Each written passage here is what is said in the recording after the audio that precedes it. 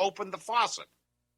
The immigration is far worse from Islamic countries, far worse under Obama than it ever has been, tenfold. Folks, stay with us. We still got a lot to cover. We'll be right back. This is KCAA. Guardian of our constitutional republic, founder of PatriotRadio.net. Ladies and gentlemen, Tom O'Halloran. Stuff your pockets while Rome is burning. I've got a feeling that the tide is turning. I am America. One voice, united we stand. I am America. One hope to heal our land.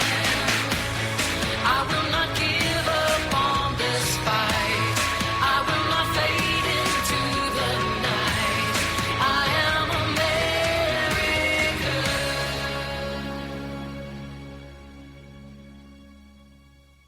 Welcome back. This is Jihad-On-America, and I'm your host, Tom O'Halloran.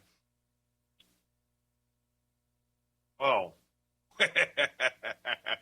Welcome back. This is Jihad-On-America, and I am your host. Have I got no audio?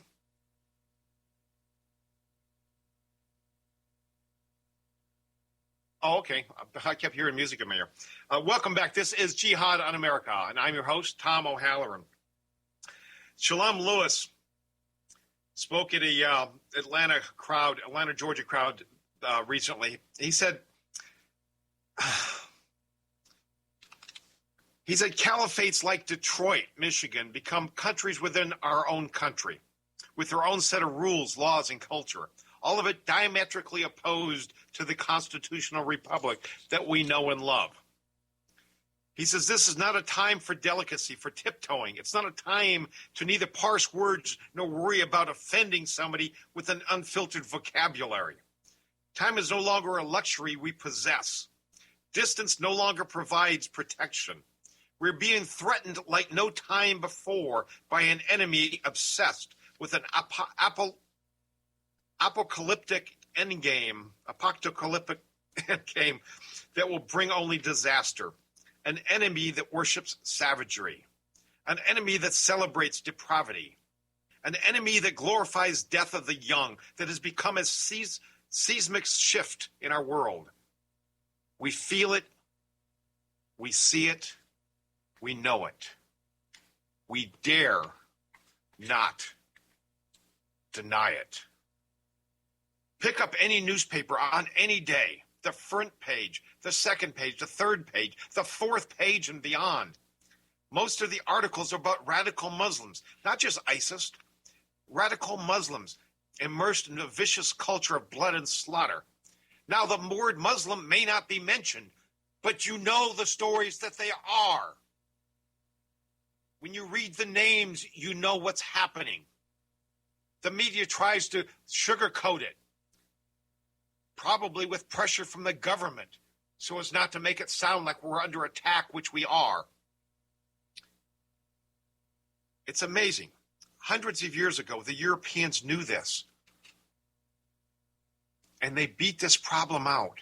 And yet today, we open our borders and we welcome them in. Obama just agreed to take 75,000 just from Syria over the next 5 years.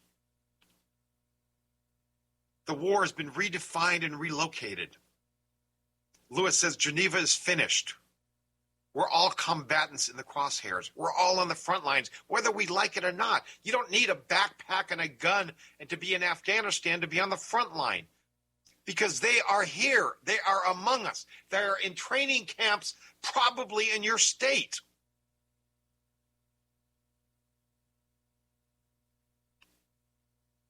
There are 1.5 billion Muslims in this world. Now, some people say only 5% of those are radicals. But my friends, 5% of 1.5 billion is 50 million Quran-waving, Allahu Akbar howling Muslims planning to bomb us, to slit your throats, and to create havoc in our society. One look at Norway, Sweden, France, the UK, it sobers the most innocent optimist. It only took 19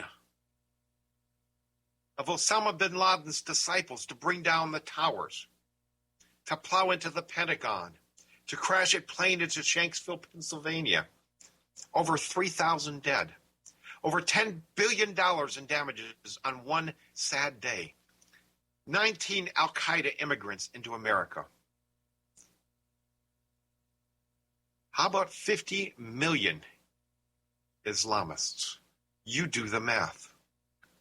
At some point, we have to shut down the Muslim immigration before we lose our country. They prove relentless, uncompromising, unyielding. There's no such thing as a moderate Muslim. Even they say that. And I'm not talking about some radical that's doing a beheading video. This is Erdogan, the president of Turkey. He's the one that says there is no moderate Islam. There is only Islam. There is only Islam. As their numbers grow, that 5% becomes unstoppable. No Western country has ever survived their birth rates and their culture. Now we stand in the crosshairs of a multicultural nightmare, bequeathing violence upon us as our Congress and our president dumps another 100 million illegal immigrants into our civilization over the next 30 years. We need to reduce all immigration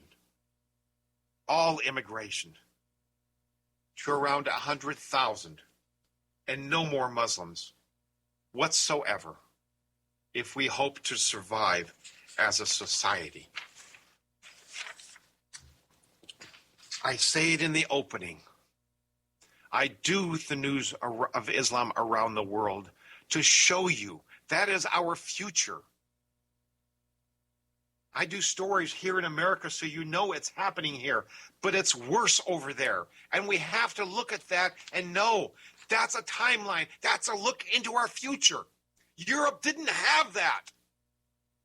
They had nowhere to look and say, what would it be like if we just tore our borders down? Well, we don't know. Nobody's ever done that. Nobody's been that stupid. Well, let's just do it and see. But we have that. We've got the benefit of looking across the water and seeing what happens when you allow these savages to come in and keep themselves separate, refusing to integrate, refusing to adopt to the American ways.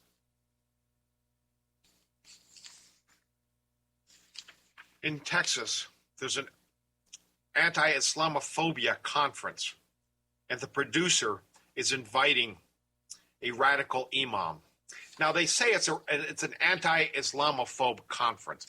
Let's be real clear about this, okay?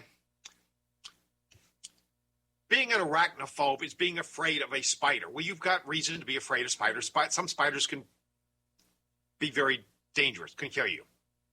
There are reasons to be afraid of snakes, be afraid of heights, even be afraid of people. People are afraid of things irrationally all the time.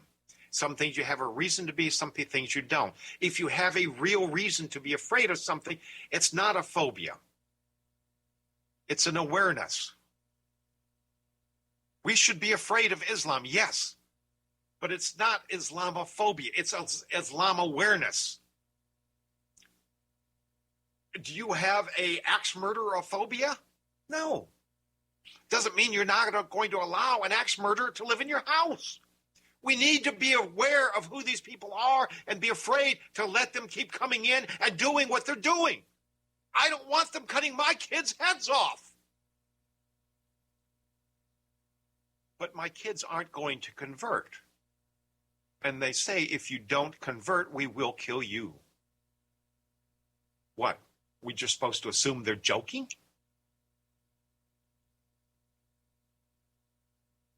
Anyway, this conference, they're inviting a radical imam. The radical imam was an unindicted co-conspirator in the 1993 World Trade Center bombing. Bill O'Reilly had the producer of this conference on his show, and he says, why are you having this unindicted co-conspirator? And the guy is trying to use wordsmithing to say, what's wrong with being an unindicted co-conspirator? Conspirator. You're unindicted. I'm unindicted. Being unindicted is a good thing. No, it's not. It's not the same thing. An unindicted co-conspirator means we know you're guilty. We may not have enough proof to hang you for it, but we know you were involved. We know you were involved. There is enough footprints and fingerprints around here. We know that you're involved with these people, with this bombing. We just can't shoot you for it. But that's who's being invited to this conference.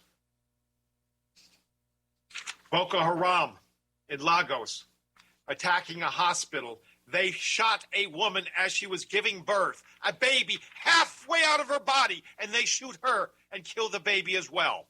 These are savages, my friends. That's all the time I've got, my friends. Please, if you're not agitated, I don't know, if you're not agitated by now, you're beyond hope. But I hope you're agitated enough to get involved. Make some phone calls. We have to stop this insanity of Islamic immigration. Good night. God bless America. This is Tom O'Halloran. I'm out.